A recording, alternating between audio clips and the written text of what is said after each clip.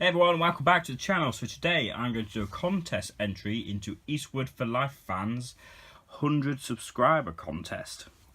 So this is a YouTuber I've been watching videos for a while now, and he's recently, about a week ago I think, put a fantastic competition up on his YouTube channel for smashing 100 subscribers. I think he's at about 185 now. So it's a great channel. If you've not checked him out before, I will leave the link below if I remember. I hopefully will. But he does a lot of pick-up videos, great collection. He's getting more into his horror. A lot of the stuff he does is westerns, but great collection of westerns, and just a real good YouTuber. He's very much active in the commenting and leaving feedback, so it's someone I've always talk to, and certainly recommend. He has a great taste in movies, so certainly recommend, if you've not checked him out, go watch him. So he's recently, like I said, hit 100 subs. Well, he's at 185 now. Smashed that, and he's running a competition, and the competition is describe your, or talk about your favourite 3 films. I mean, it's easier said than done, but my 3, I've got a list of my top 10 films of all time, so it's quite easy for me. I'll revert back to that and go over the top 3. But in his competition, I think there's 6 prizes. Dawn of the Dead 4K, I think it is. I think there's a Snow White Steelbook. There's The Thing Arrow released recently. And there's some other ones. Sorry, I can't remember the other prizes. But the fantastic prizes for this competition. One of the best I've seen around. So I'm going to start off. As you can see, my number 3 entry into my top films is the 1986, I think it is, yeah, 1986 Aliens by James Cameron. This is, to me, better than Aliens. I know Aliens is a fantastic, I'm going to say beautiful movie, but Aliens to me is always my go-to. I remember going to a sleepover at one of my friend's house back in the day and seeing this poster on the wall, and I just wanted to see that film. And I remember watching it, and as a youngster, and just falling in love with it. One of my passions growing up is the Alien franchise, Aliens, and anything to do with xenomorphs and space marines, and it's something I go to, and I love travelling around the country, meeting cast and crew and getting autographs. But Aliens to me is the best excuse me, film in the franchise. A combination of horror, sci-fi, action at its best. The cast, led by Sigourney Weaver, who's fantastic reprising her role as Ripley, but also adding in the 80s greats such as Hicks, played by Michael Biehn, who's not done a lot recently, bless him. He's done some great films back in the day, but also who cannot forget the late great Bill Paxton. I met him a few years ago, and he is just as legend. If you've not met him, he's as good as you think he would be to meet. He's such a gent, fantastic. But I love Aliens. I love the action. I think there's 2 editions. The special edition, the extended, is better than the theatrical release. So for this film, it is my go-to sci-fi action piece. It pips the post to me over Terminator 2, which is actually my number 4. But to me, this is just one of the greatest movies. I can watch this any day of the week. What more can you say about Aliens? It's just 80s perfection. There we go, I'll leave it at that. Right, let's move on to okay, and number 2 is Ridley Scott's masterpiece, Blade Runner. And to be fair, I like all cuts.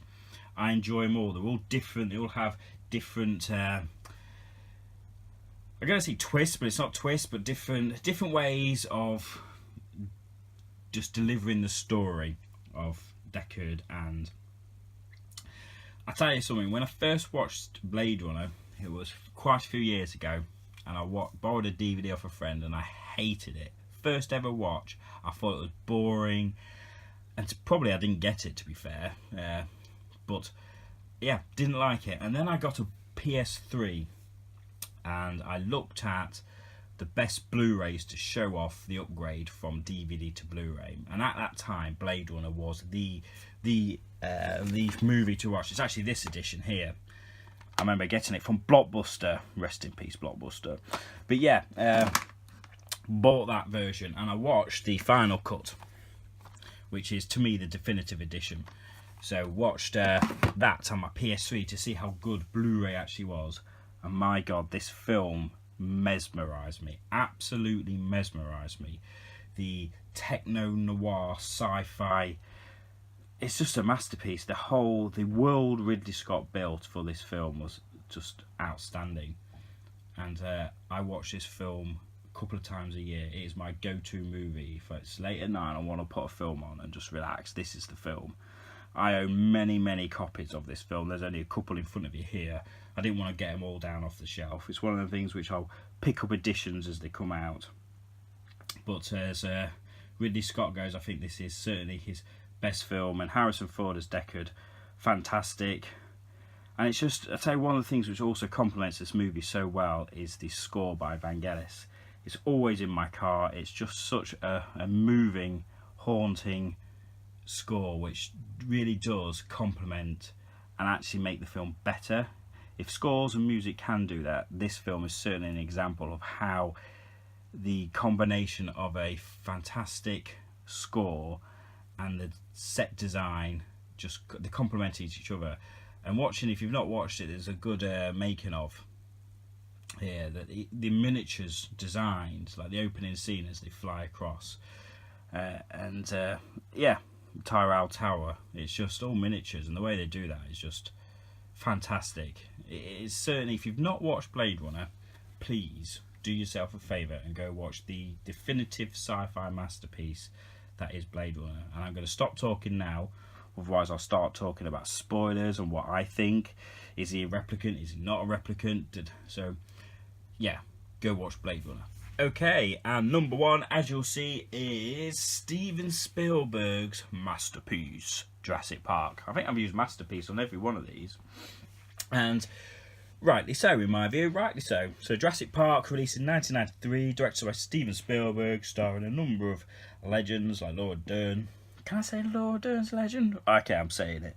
Jeff Goldblum and Sam Neill. It's a story, if you don't know about Jurassic Park, please go and watch it. I'm sure everybody watching this video has seen, but it's basically about dinosaurs. This film to me has a special place in my heart. I remember going as a family to watch this movie, my mum, dad, brother and sister. I mean, this was released in 1993, so I would have been 10, 11. I remember it because it was played at the cinema when I was I've just finished primary school, going into secondary school. And I know this for a fact because I had to go to hospital for operation, which explains what this is. But I remember going and watching it as this family, and the memories of going to my local cinema, which unfortunately shut down now, but must have been an Odeon, I don't know, I can't remember the name of it. No, it was Ritz Cinema, that was it, Ritz Cinema.